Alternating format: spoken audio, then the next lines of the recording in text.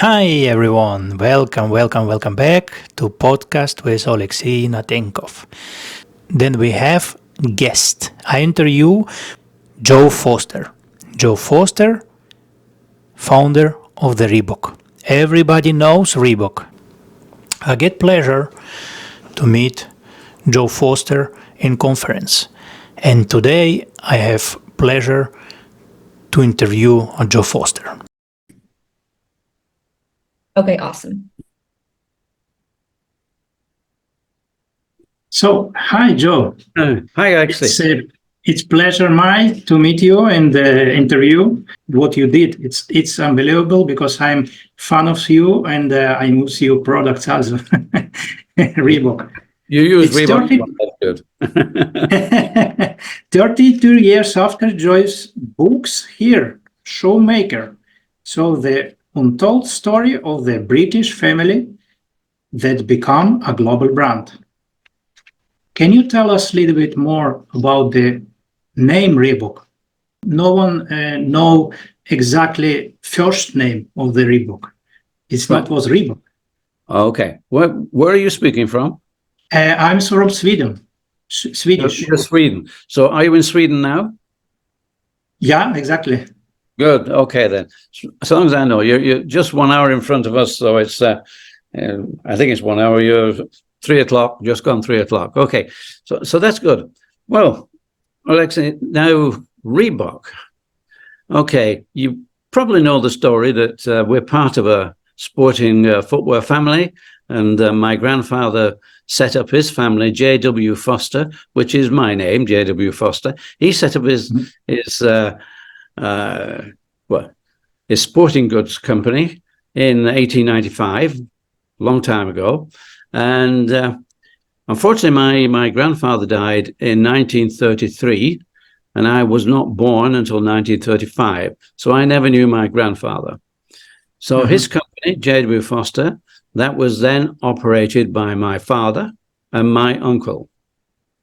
And unfortunately, my father and uncle didn't run the company very well. In fact, they were always fighting. They didn't get on with each other at all. A bit like Adi Dassler and Rudy Dassler, they always fought. But Rudy Dassler left the company and set up Puma. With my father and uncle, they just kept feuding. They just kept fighting. So what suffered was the company. So when my brother Jeff and myself, we joined the company, when we joined, the company was failing. It was not moving on. Adidas, Puma, and others were beginning to take the market. And the J.W. Foster company, which had been a world leader in its time, was failing badly. My father wouldn't change. My father wouldn't accept the fact that we needed to progress. So this left my brother Jeff and myself with only one alternative, and that was to leave the family company and set up our own company. And that was to become Reebok. But we started off as Mercury Sports Footwear, and 18 months later, we had to change it because we couldn't register Mercury. Mercury was already registered, so we had to change it. And that's when when we found Reebok. Okay. Unbelievable story. Next questions. It's how it's important today build company and company brand and personal brand. If it's important for the company or not. What, to produce a brand? Yeah, exactly. For example, you build some company for entrepreneurs. They build a name. How it's important to get brand this name and the personal name or maybe the brand. Well, for me, it was very important because we all know Nike, we all know Adidas, and we all know New Balance and a few more, Under Armour. These are brands. My grandfather used his name, which is okay. Dassler used his name. Adi Dassler, he's Adidas, so he's using his name. There was already a J.W. Foster. That was my grandfather's company. When we left the company, we had to think of a brand as against using our name. And we thought of Mercury, which we changed to Reebok. So from that moment on, when we became Reebok, it was always a question was, how do we now get people to recognize Reebok? So it was building the brand name, and building the brand name is very important. And for us, it's like any brand. You really have to have a product. And our product, of course, was sports footwear. So it's how do we get the people to buy Reebok sports footwear? That was our problem. And for us, because we were competing, even on the UK market, we were competing with Adidas and Puma. So to compete with them, we had to find what we called white space. That's a place where Adidas and the others, where they were not, where we could make a difference. And that meant local sports. And local sports to us, we had rugby league. Rugby league is a North of England sport. We also had fell running over mountains, cross country. So we had a lot of areas as a small company that we could move into to develop our brand. And once we got our brand developing, we could then look for other areas to make it bigger. And it was policy that we didn't, this wasn't about Joe Foster or Jeff Foster. It was always now about Reebok. So we were building that brand Reebok. And we did very well in the UK, but that was in track and field and running. And we had to decide, do we now expand our product line? In other words, do we go into football, soccer? Do we go there? Or do we expand territory? Do we go into Europe? Now we're in, or America. And still the football was still controlled by Adidas. And to get into that at that time was too expensive. So I tried America. And for 11 years, I pushed to get into America and I failed. I had 6 different distributors and we failed. But good fortune was on our side. Good fortune in the fact that running became something big. Everybody in America wanted to buy a pair of sneakers, running shoes, and go training. So they were out training and people started to do that. Then they started to enter events, 5 kilometers, 10 kilometers, half marathons. And when that happened, you got a lot of publicity. And Runner's World was a magazine in America. Now, this influenced everybody. Everybody read the magazine because it told them who won races and it told them where the next races were. So that was a magazine we could advertise in. But what that magazine did, they started to look at shoes and tell people which were the best shoes. So they were making judgments. And whilst they got it wrong on a couple of occasions, they eventually got around to saying, okay, we're going to star rate. We're going to give ratings to your shoes, star ratings. 5 stars would be the best, and you went down. And we managed in 1979 to get 3 5-star shoes.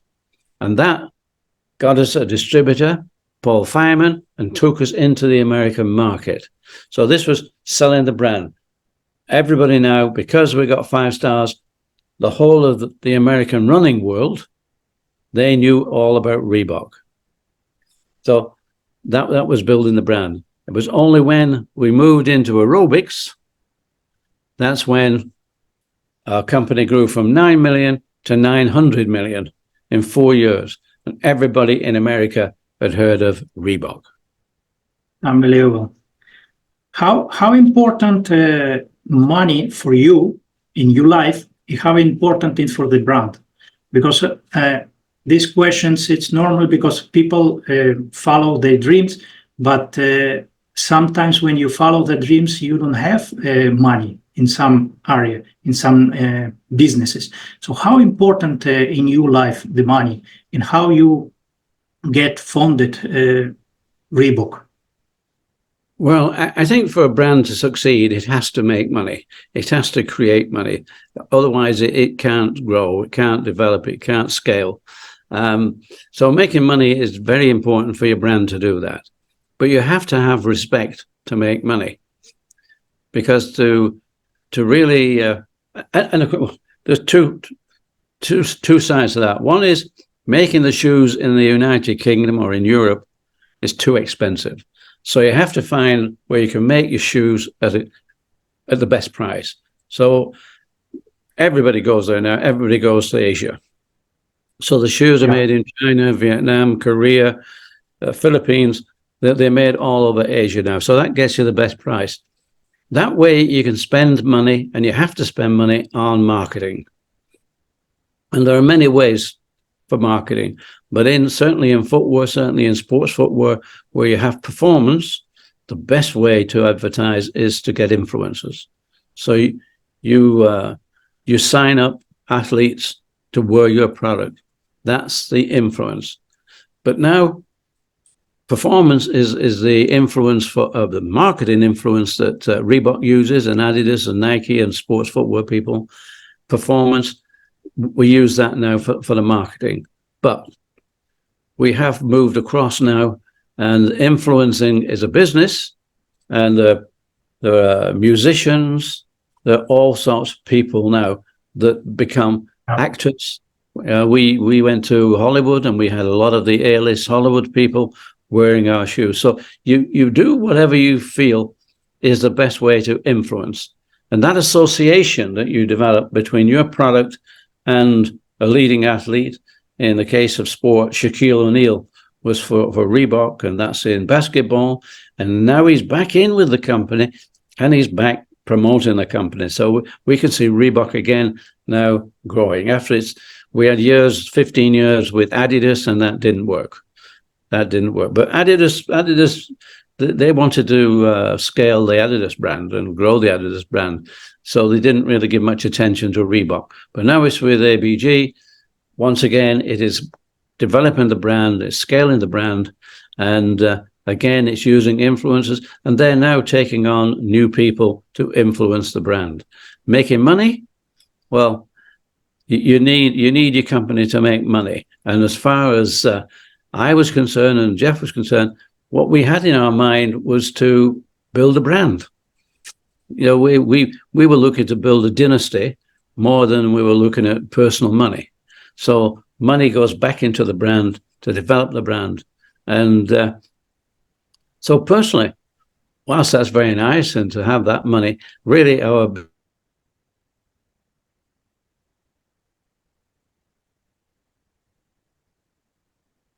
mid-80s, we became the #1 global brand. So, and those are the achievements that really we felt were the best.